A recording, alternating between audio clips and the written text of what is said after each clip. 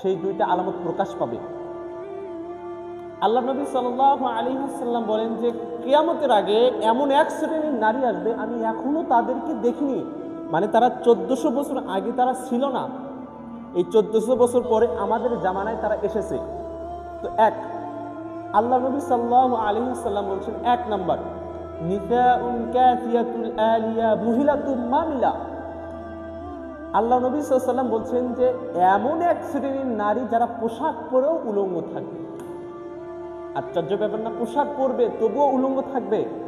এখন আমাদের বর্তমান জামানার মা এবং বোনদেরকে যদি দেখা যায় এমন পোশাক পরে ভাই জানে না যে বাহিরে থেকে ভিতরে সব কিছু, কোন জায়গায় কি সব কিছু দেখা যায়। দেখুন, ভবিষ্যৎবাণীটা কিন্তু একদম সেম টু সেম আমাদের সমাজের সাথে মিলে যাচ্ছে। এই নারী আল্লাহ নবী সাল্লাল্লাহু আলাইহি ওয়াসাল্লাম একটা আলামত তথা একটা ভয়ঙ্করতম নারীর কথা বলেছেন, যে আল্লাহ নবী বলছেন যে আমি মারা যাওয়ার পর আমি তোমাদের জন্য যে জিনিসটা ভয় করি তা হচ্ছে নারী। এই নারী থেকে তোমরা বেঁচে থাকো। নিশ্চয় নারীর ফিতনা সবচেয়ে বড় ভয়ঙ্কর ফিতনা। সম্মানিত দিনী ভাই আমার, তাহলে আমরা 1 নাম্বার জানলাম কি? 1 নাম্বার, 2টা আলামতের ভিতরে 1 নাম্বার জানলাম যে এমন এক শ্রেণীর নারী যারা পোশাক পরবে তারা উলঙ্গ থাকবে। মনে হয় এটার বোঝানো লাগবে না।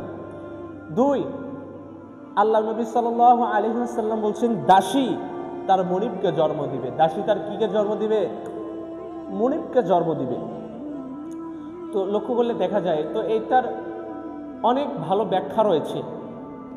দাসী তার মনিবকে কেমনে জন্ম দিবে? আল্লাহ নবী সাল্লাল্লাহু আলাইহি ওয়াসাল্লাম যখন কিয়ামতের আলামতগুলো সাহাবাদের সামনে বর্ণনা করতেছিলেন, এমন সময় আল্লাহ নবী বলছেন যে 2টা আলামত প্রকাশ পাবে। এই 2টা আলামত ভাবলে মনে করবা যে কিয়ামত হয়ে যাবে। তার ভিতরে 1 নাম্বার আমি যেটা পয়েন্টে আগেই বললাম যে এমন এক শ্রেণীর নারী যাদেরকে আমি এখনো দেখিনি, যারা পোশাক পরেও উলঙ্গ থাকবে। 2 নাম্বারটা হচ্ছে দাসী তার মনিবকে জন্ম দিবে। তার মনিবকে কি দিবে? জন্ম দিবে। তো এর ব্যাখ্যাতে গেলে একটা গল্প বলা লাগে। আপনারা অস্ট্রেলিয়াতে কিংবা বিভিন্ন ক্যান্ট্রিগুলোতে যদি যান, এই ক্যান্ট্রিগুলোতে আপনারা দেখতে পাবেন যে অনেক মেয়ে লোক আছে, যেই মেয়ে লোকেরা চাকরি করার কোনো সময় পায় না। পুরুষরাও চাকরি করার কোনো সময় পায় না, মানে চাকরি করতে করতে এদের সময় হয় না। বাচ্চা নেবে কখন, সোলফেলের বাবা হবে কখন, তারা সময়ই পায় না।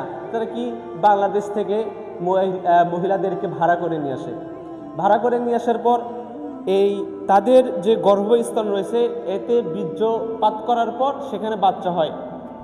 সেই বাচ্চা আবার বের করা হয়। যখন বাচ্চার বয়স 5 হয় তখন ওই মালিককে দেওয়া হয়। মানে দাসী কিন্তু মনিবের সন্তান নিল, মনিবের সন্তান নিজের গর্ভে প্রদান করলো, করার পর ছেলে বড় করে আবার মনিবকে দিয়ে দিল, আর দাসীকে তার প্রাপ্য বুঝে দেওয়া হলো। দাসীকে তার সেই পরিমাণ টাকা দিয়ে তাকে বিদায় করা হলো। আল্লাহ নবী এই শেষ জামানার কথা বলছেন যে শেষ জামানায় দাসী তার মনিবকে জন্ম দিবে। এর অনেক বহু ব্যাখ্যা রয়েছে। সম্মানিত দিনী ভাই আমার, আল্লাহ রাব্বুল আলামিন যেন আমাদেরকে যেন এই আলামতগুলো থেকে বেঁচে এবং আমল করার তৌফিক দান করে দেন বলি আল্লাহুম্মা আমিন। একটা